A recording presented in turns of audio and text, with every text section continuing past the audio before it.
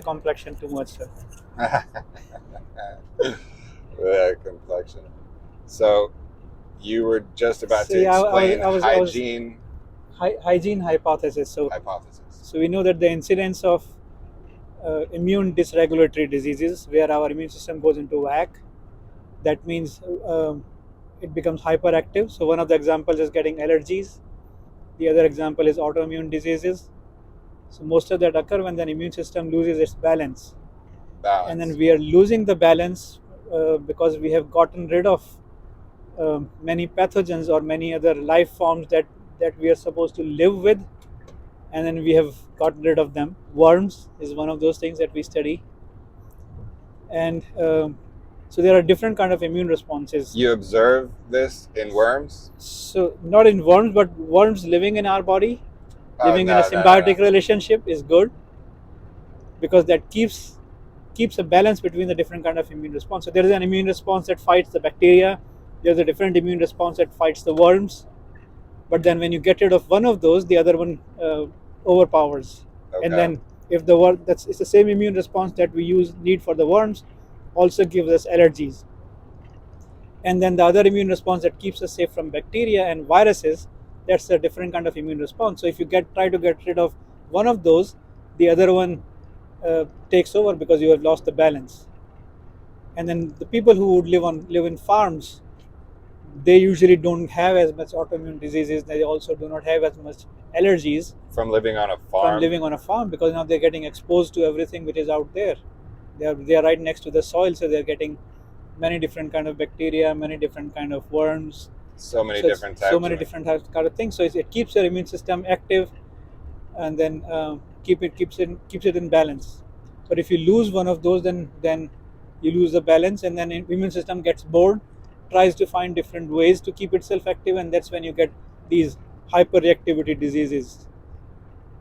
You can observe You can observe a, this. a an immune system that has become bored.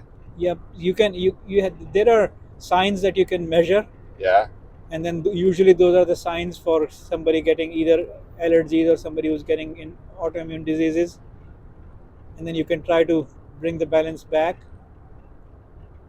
And that's Okay. what we are that's what my lab is trying to do, is trying to find druggable ways to restore the balance. So but if you look at the demographics of the world, so just I'm taking an example of an autoimmune disease known as type 1 diabetes, also known as juvenile diabetes. So usually Type uh, 1 type 1. juvenile. I've never So heard it called yeah, juvenile. I don't know where I've been. yeah, these used to be called juvenile because it would be diagnosed when somebody is young. Hmm. That's when the immune system goes out of whack and starts killing your insulin producing cells. And So type if you 2 is like the type later 2, onset. that's the one that comes with obesity and then metabolic Okay. dysregulation. So the type 1 is an autoimmune disease, and it's if you look at the incidence, it's way higher in the cleaner world or the Western world, and it's much less in the countries where there's a high worm burden. A high farm. Worm, yeah, farm or communities that are not too clean, Okay. like Asian countries, African countries. So the incidence of type 1 is way lower in those countries, Ah, because very interesting. the immune response that is needed to fight the worms actually keeps your entire diabetes immune response in control. So And that's there's a a protein that that indicates how active the immune system is. actually there are multiple Yeah. that you can use, but what we are And using, so you take away this yeah, you take, worm, yeah, but is there another term for worm? Because we don't literally have like yes, worms within us, do we?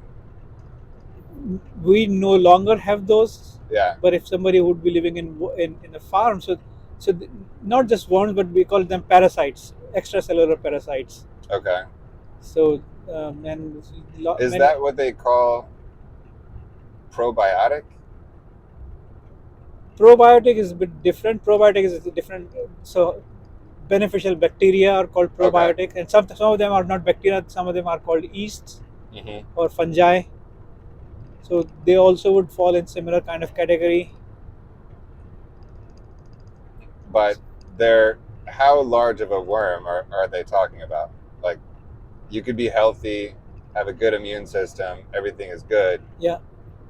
and you have So you would get some worm. of these worm parasites. Yeah. So you would get those infections or infestation of the worm. Your immune system will become active, get rid of the worm, but at least that immune system, one would be gone. The immune system lingers on, waiting for the next one to arrive, but at least the immune system is active. Yeah. So it will, so next time you would again, because you work on a farm and then you were digging soil or taking care of cattle, and then you would still, next time you would get another different worm infection, or maybe sometimes these are the worms that infect your cattle, but then you would get some of those things, get exposed to those, and stimulate your immune system. Hmm. So there were some clinical trials done 10, 15 years ago by some pharma companies where they would take pig worms that would not infect us, but then if you take the eggs of those worms orally, it will go through your system. It won't infect you, but it will stimulate your immune system that is needed to suppress the diabetes immune response. Oh my goodness. So, but just But are because we talking microscopic worms? microscopic worms, yeah, All right, not like the kind that it's not like those. when you see your dog, the vet says your Yeah. dog has No, worms. it's not that, but Okay, but we would also microscopic. get exposed to this, and like some of those are really bad worms. You should, it's good Yeah. that we got rid of some of those, Okay. but then I think we went overboard. I think they would have a lot more interest if they started using a different terminology. Then worms, yeah. Yeah. Um, So, but I think what we have tried to at least now find out is that, is there a surrogate way where we can like find what proteins are, or lipids, or whatever you call it, different molecules that are being made in your body in response to worms. So, and if you can use that as a drug to rebalance your immune response rather than using worms. yes. Yeah. But Yeah. that's a way of life. Like I would. that's one thing. Yeah. So now we don't have that way of life. So we need to find artificial means to stimulate that, and that's what we are trying to do in our lab. And it's not really a guideline to stop being hygienic. It's like you should still practice hygiene, but you're talking about I mean, you should practice cleanliness, but it's not kill everything, which is mhm, uh, which you consider as a bacteria or a fungi or a worm. I mean, one of the other classical examples is peanut allergies. yes, peanut allergies. Yeah, so peanut allergies were not heard of 30, 35, 40 years ago. 30 years ago, 30 people years weren't ago, like, people never what do you had that mean? peanut Yeah, allergies. And then you started getting peanut allergies, so doctors say, oh, you should not have peanuts in your home or in a school. yeah, and it's not mild. It's like a dramatic It's a reaction. traumatic reaction. Yeah, But then you took away peanuts a little bit, and then the incidence went higher from 1% to 2%. Then you started saying, oh, maybe let's not keep peanuts at your home. So then the incidence further went up, doubled. It went to 4%. Then they took peanuts from every, like, even the pregnant moms should not eat consume peanuts, because otherwise their kids may get peanut allergies. So yeah, they took that away. Incidence further went higher.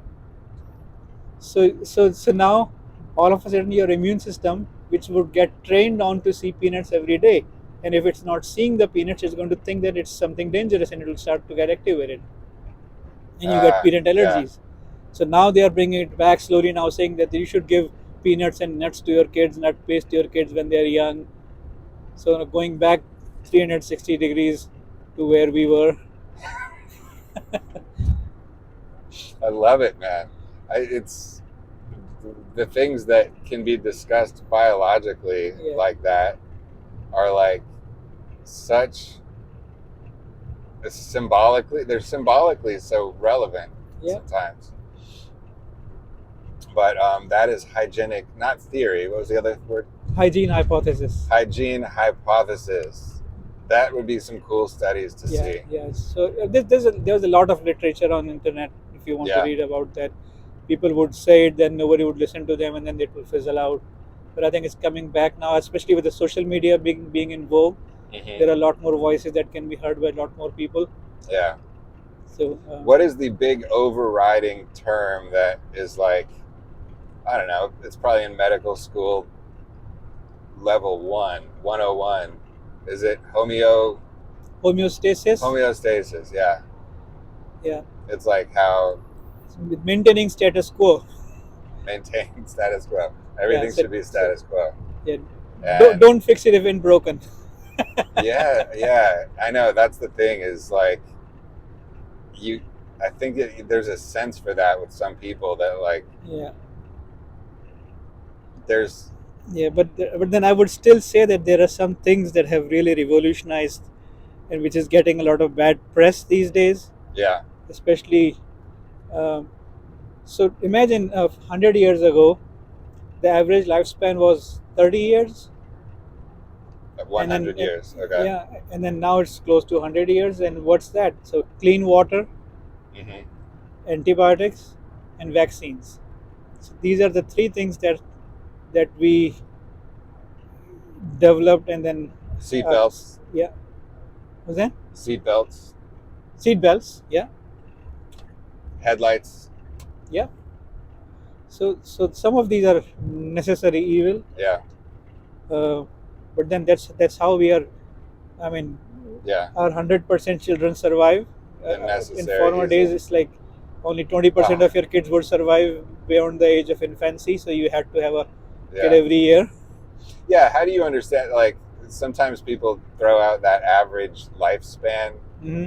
and that makes it, that would, in their mind, visually, they could say like, oh, that means when you're walking around the village, anybody who you see who's 29 years old Hmm. is usually about to keel over dead, is highly likely to die within a year. That's not how to visualize that. It's Yeah, that there were so many more people that died that died early, earlier. Yeah, young, that it kind of made it so the average had no chance of getting very high. right. But even then, if people were otherwise healthy, they would not live as long as like these days. So like 50, 60, 70 was somebody Yeah, lived to that age. That was, getting into 90. yeah, Have you ever heard of that um, island where people just live super long? yeah, one of the Greece. Mediterranean islands. Where is it? I think it's in the Mediterranean. Yeah, the Mediterranean, somewhere Either around one of the Greece. Greek or an Italian island, or like one of the Spanish islands too. Although the Okay. Spanish things is not, we found out that many people they were not maintaining the records properly. So people died, but they were still alive in the books. Okay. Yeah. But still, a lot, like if you look at Japan, people live longer compared to some of the other countries. And they were still getting a paycheck. No. They're still getting paid. And in Japan, yeah, it just seems like there are some places that have Yeah, this longevity genes. longevity, this sense of balance. I first read this article a long time ago. I mean, maybe when I was 26. That's Mhm. when I decided to stop aging myself. Um, I decided I'm going to stay 26 forever. And this article talked about that island and maybe a couple other places in throughout Asia Uh-huh. that had really good statistics. Yeah, And um, these people ate oats and they drank a lot of goat milk. yeah. And so I just started guzzling like goat milk all the time. And I was having oats and goat milk a lot. I haven't done that in a long time. I don't Yeah, know why I stopped. so in India, it's believed that if you drink goat milk, it makes you smarter. It's better for your mental acuity. Huh. I don't know how much of it is true, but at least that's what it's believed, and there must be some truth to it. Was that because there were only goats around and they just meant milk, No, I don't think so, or because I mean, as opposed to other kinds of milk? I have no idea what, because we've had cattle for a long time, Oh yeah. and like we've had goats, cows, buffaloes. In India, there used to be I don't know, a myth that a cow was a very sacred animal throughout India. It's not a myth. It's a belief. We still know. We still believe in that. Then the reason is that if you kill a cow for meat, then you can only feed so many people. But if you keep that cow alive, then you can feed a lot more people for much longer. Oh my goodness, dude, I love that. That's just logic. Yeah, It's almost a lesson. it's a lesson. And then see, so there are so many byproducts. For example, cow dung, which is, if you look in the social media, it is getting India a lot of bad rap these days. There is somebody short of, I think someone from US, they went to India, and then I don't know, in one an obscure part of India, they do a first festival where they throw cow dung at each other. I've never seen that when I was growing up. I never heard of that. It's only now when it became a meme in social media, I was seeing it. But then, other than that, cow dung used to be such a valuable thing, resource, because cattle, they eat all the grass and everything, all the dry fodder, and then they take the best things out of it, and then they poop everything out. So there's so much fuel in that.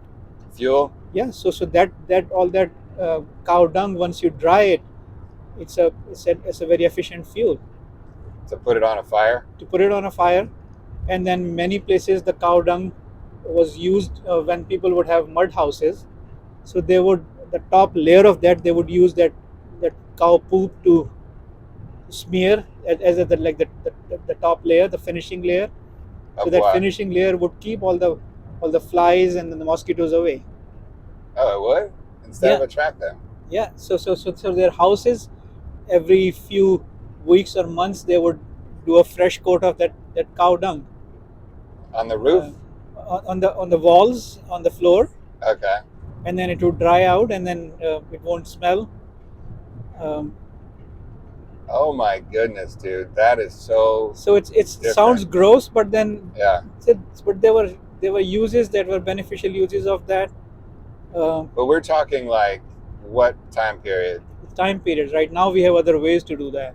Okay. So that's why there were so many byproducts from a cow, or benefits of keeping a cow alive. And then, like, a mom, Yeah. like, if like in those days, going back to short lifespan, and can people and kids, infants dying, so every year the mother would have a new child born, and that would get the mother's milk. But then for the others, you need milk. Where does Mm-hmm. it come from? It comes from the cows. So that's your second mother. Uh, or a goat. Yeah. Or a goat. Goat gives a very little milk. So goat mainly came with some of the people who are in the mountains, Yeah. because cows don't, the mountain cows don't give as much milk, so they usually have goats. But Okay. in plains, Yeah. Yeah. having Goats can cows, climb those hills, man. yeah, though they are such an efficient climbers. I mean, defy gravity. Yeah, there. You go to Colorado and drive like towards the ski resort, Uh-huh. like, and you see there's, yeah, it's crazy. They've got to have some type of longevity secret to them. Yeah. So that's um, it's people in higher elevations, they live longer, because what we call it scientifically, it's a concept called preconditioning. Preconditioning. Yeah. So it's sort of um, hypoxia. So um, reducing your availability of oxygen, so that initiates a sort of a fight or flight response in your body. Oh yeah, yeah, So yeah. if it doesn't kill you, it makes you stronger. So it is similar to that taking place all the time. Yeah. Dude, have you ever read that book called Breath? No, I By have not, but I've heard about that. I don't have time to read. I just have to read so much scientific Oh literature. So yeah, yeah. This the author of it. He agreed to seal his nostrils with cotton swabs and tape, so okay. he couldn't get air through his nostrils. Uh-huh. And for like, I think he had to do it for 2 weeks, but within like 4 days, his health Improve. Yeah. was it was terrible. It was because he wasn't breathing air through his nose, Okay. only through his mouth. Only through his mouth. Yeah. Yes, and it was absolutely horrendous. And anyway, all the research he did, once he realized that, like, I cannot believe all of this deteriorating health happened within like on the first day there was something bad, second day something bad, Mm-hmm. and he came to study different cultures around the world and throughout history, and um, and he realized that there are some cultures that place such emphasis on nose breathing only, Mm-hmm.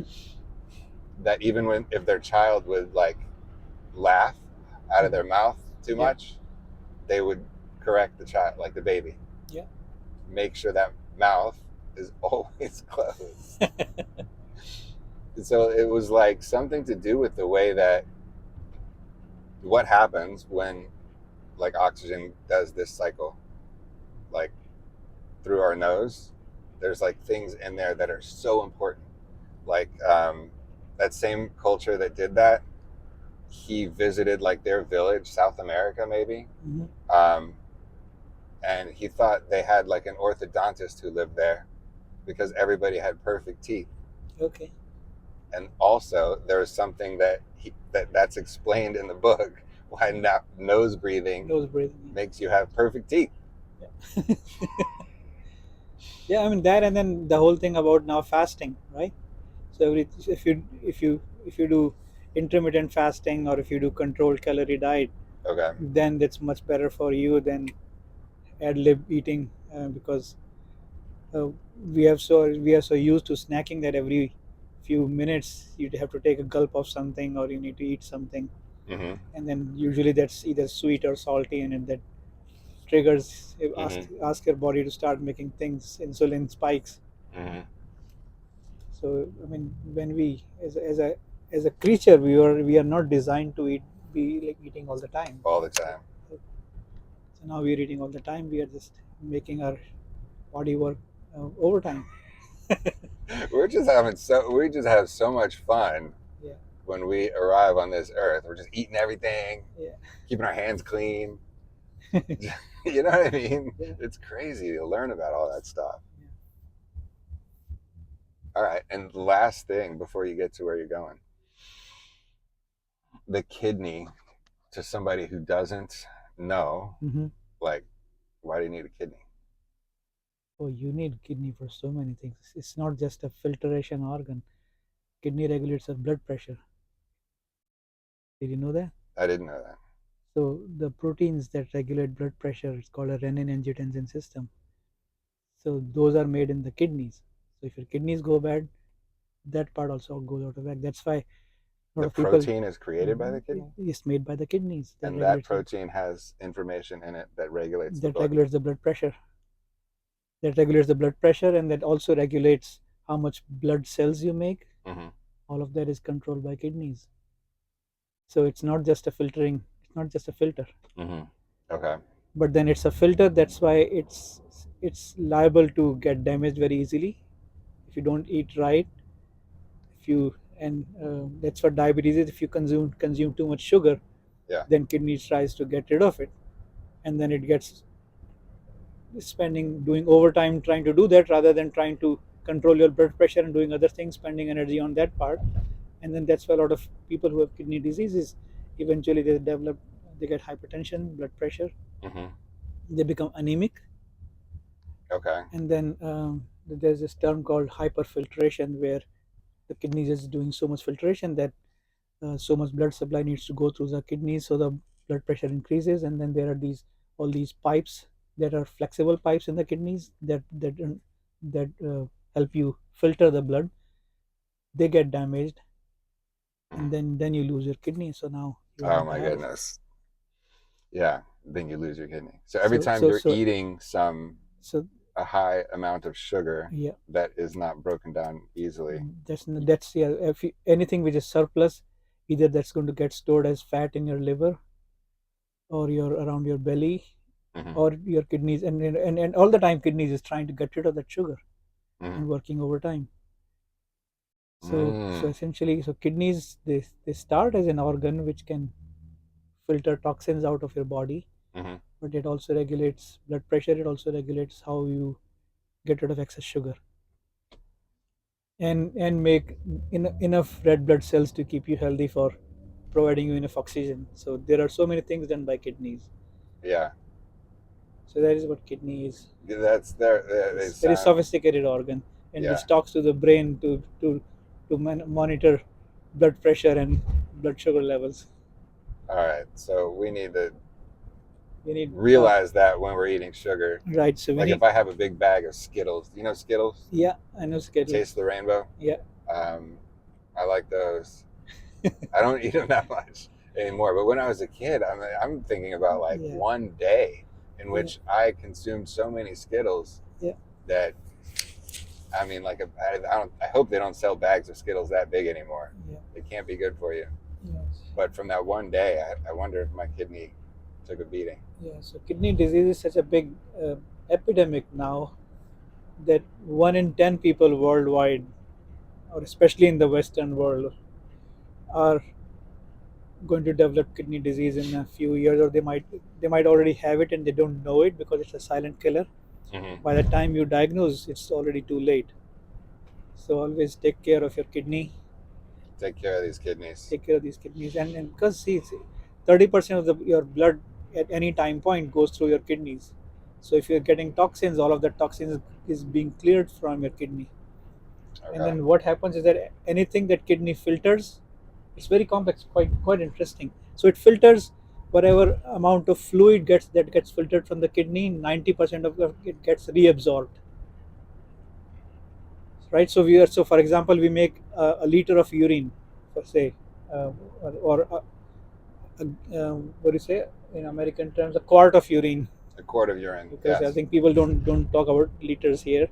So That's to the be one we do know because we right. know a 2 liter of Pepsi, and we know 1 liter is half of that. Right. So for each making 1 liter of urine, your blood, 10 liters of blood needs to be filtered, and then 9 liters of that gets reabsorbed. So whatever is being removed, that is being removed by your kidney, and that's going to accumulate in the kidneys and make your kidneys suffer. Reabsorbed by your kidney. Yeah. So it's like a save. So it, So the kidney is not just getting bigger and bigger and bigger your whole life. yeah, it's not. It's going to be a problem if that happens. Oh, okay. So that's a disease when kidneys getting bigger and bigger and bigger. But then what I'm saying is that it filters a lot, throws away little, Mm-hmm. and then tries to keep recycles the rest of it. But if that recycled material is not, or the thing that is being filtered is not clean, it's going to clog your filters, and eventually these filters will die out. But then Mm. there is a lot more other things that are being done by these kidneys that will also get affected, Like the pipes in there, you said. like the pipes in there, like regulating blood pressure, like Mm-hmm. getting rid of your um, excess glucose. Yeah. Oh my gosh, that's so key. Is there a type of vitamin that occurs that is like I don't know helps the kidney to be more healthy? Um, it's controversial. Mm-hmm. Vitamin D, sunlight, Oh, okay. is supposedly it can help it helps in everything, Sure. but also helps with your kidneys too. Makes such sense that it would Yeah, help with everything. It really does. Like the sun seems like the sun is pretty important for yeah, many things. yeah. That's why I think many of the older cultures, and which we call them as animistic religions, they worship sun. Mm-hmm. Get out there, see it in the morning. It's Yeah, not bad for you either. yeah, Experience the sun. yeah. Yeah. And if Yeah. you need to, and it can, like, the UV rays in the sun can damage your cells, give you skin cancer. So stay in the shade when the sun is hot, Mm-hmm. instead of lathering you with some more chemicals. Oh yeah, yeah, yeah. Dude, that is awesome. Do you have a way to summarize like one of the patents that you're either working on down the road Yeah, or why people should um, maintain homeostasis. maintain homeostasis? It was fun talking to you. All right, you too. All Yeah, right. And it's Rahul. Rahul. Yeah, All right. Thank you, sir. yeah.